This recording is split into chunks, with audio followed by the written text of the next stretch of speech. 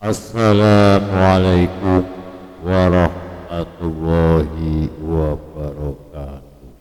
5 kiai paling sakti di tanah Jawa bisa menyemburkan api, bahkan dibom 8 kali tidak mati.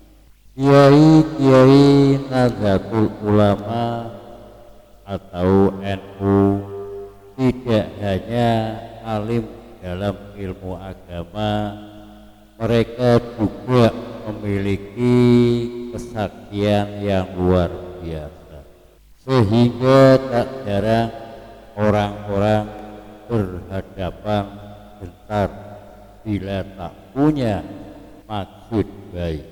5 daftar kiai NU di tanah Jawa yang dikenal sakti mandraguna. Gus Maksum, Kiai Maksum Jahuri, atau yang lebih dikenal sebagai Gus Maksum, merupakan seorang kiai paling sakti di tanah Jawa dengan kesaktian ilmu kanuragan yang tinggi.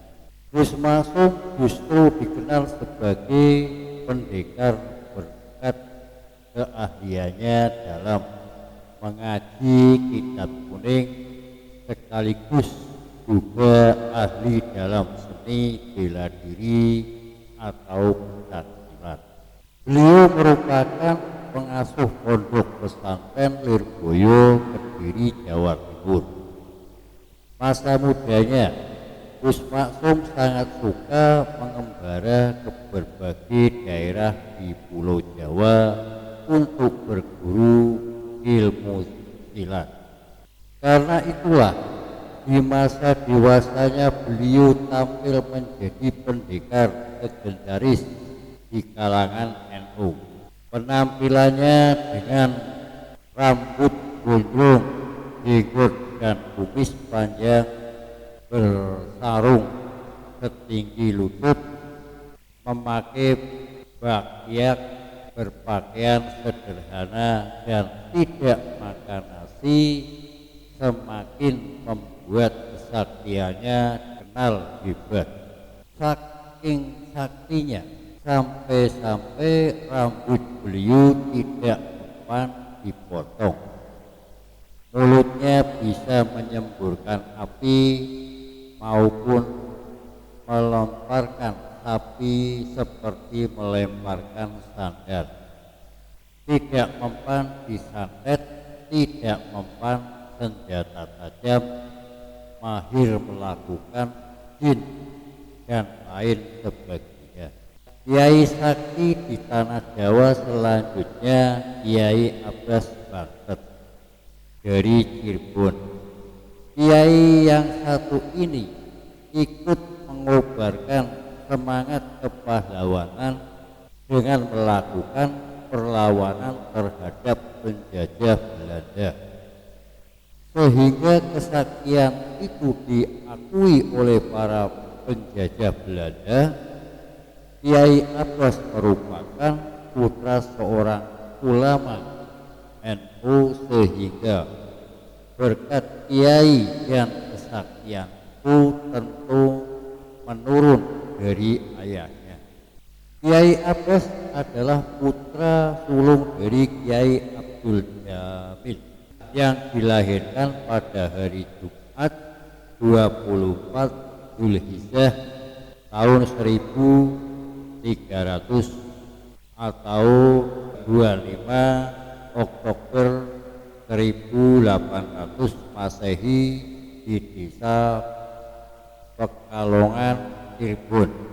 Kakeknya pun seorang pendiri dari pesantren Bantet di Cirebon.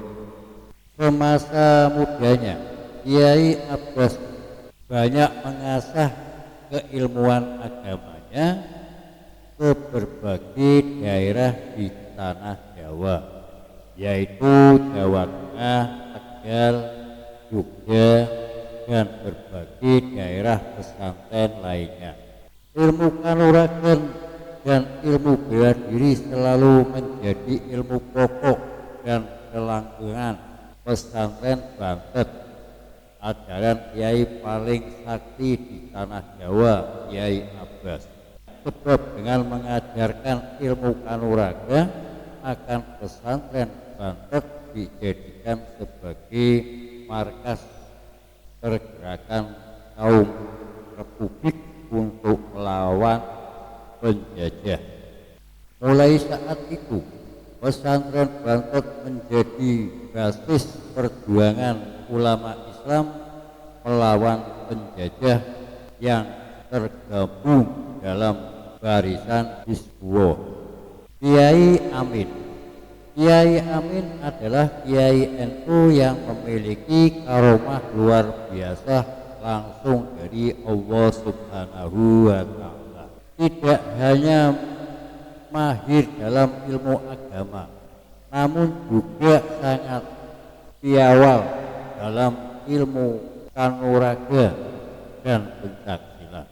Beliau belajar dari ayahnya, yaitu Kiai Irsyad yang wafat di Mekah kala itu. Kiai Amin lahir pada hari Jumat 24 Zulhijjah tahun 1300 Hijriah bertepatan dengan tahun 1879 Masehi di Pijahan, Cirebon, Jawa Barat. Karomah Kiai Amin termasuk Al-Hubad, silsilah Syekh Syafil Hidayatullah. Selain dikenal sebagai ulama, Kiai Amin juga dikenal sebagai Kiai paling sakti di tanah Jawa. Sang pendekar yang menguasai ilmu bela diri dari kanuraga.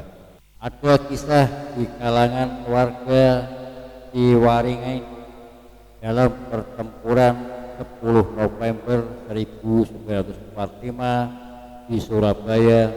Kiai Amin dan ulama lain di Cirebon ikut mengiringi laskar ke Surabaya. Bahkan Kiai Amin sendiri ikut berperang serta turut menguasakan pandangan untuk biaya keberangkatan. Kiai Amin dikenal sebagai legendaris. Konon dalam perang di Surabaya itu, ia tidak mempan senjata maupun peluru saat bertempur. Bahkan beliau juga dikabarkan tidak mati meskipun dilempar bom sebanyak 8 kali. Luar biasa itulah karomah yang diberikan Allah pada sang Kiai NU satu ini. Kiai Hamid. Kiai Hamid sakti di Jawa. Selanjutnya adalah Kiai Hamid yang berasal dari Pasuruan. Beliau juga memiliki karomah yang luar biasa yang diberikan oleh Allah secara langsung. Suatu ketika di masa pemerintahan Orde Baru, Kiai Hamid Pasuruan diajak masuk partai pemerintahan. Beliau pun menyambut ajakan itu dengan ramah dan menjamu tamunya dari kalangan birokrat.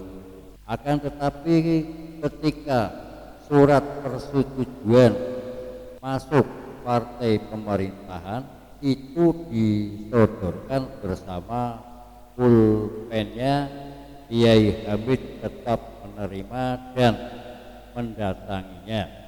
Anehnya, pulpen yang disodorkan untuk tanda tangan tersebut tidak bisa keluar tinta alias macet. Lalu digantilah dengan pulpen lain, tapi tetap tidak mau keluar tinta dan seterusnya. Hal ini menandakan bahwa Kiai Hamid sebenarnya tak tertuju masuk ke dalam perihal politik karena beliau adalah seorang kiai panutan, seorang kiai yang sangat disegani.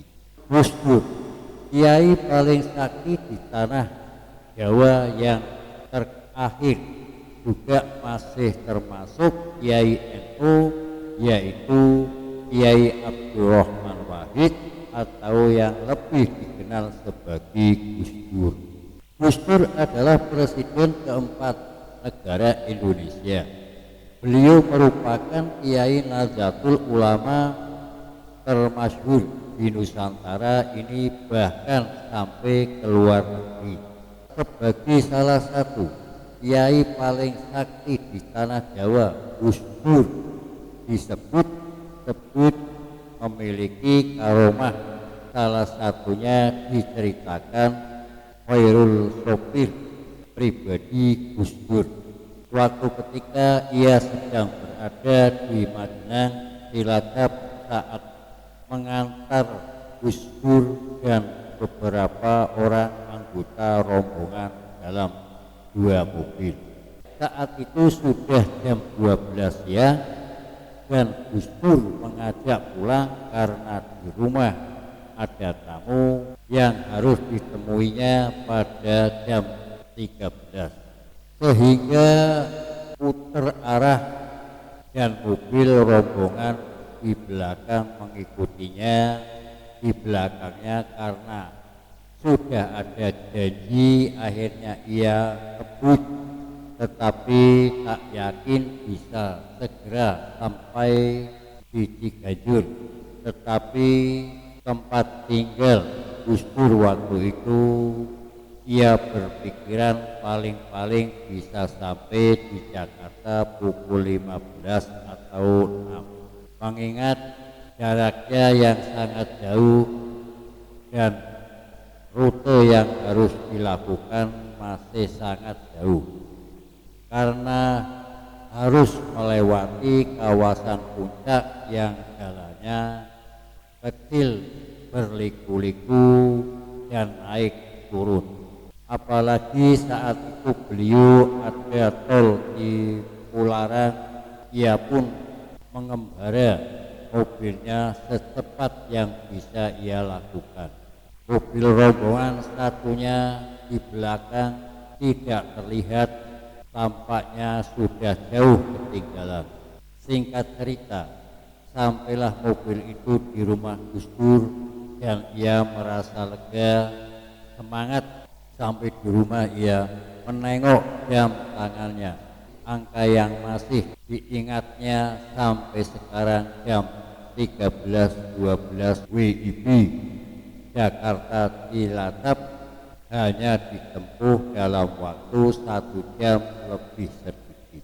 Akhirnya Gus Dur tidak terlambat menerima tamunya yang juga baru saja sampai di rumahnya. Rombongan mobil di belakang baru sampai di Ciganjur pukul 16.30. Gus Dur adalah seorang wali bagi kalangan NU dan beliau pun diakui sebagai kiai paling sakti di Jawa. Demikianlah 5 kiai sakti di tanah Jawa yang memiliki ilmu kanuraga yang sangat tinggi. Wallahu alam bisawab. Kiranya cukup sekian dulu. Wassalamualaikum warahmatullahi wabarakatuh.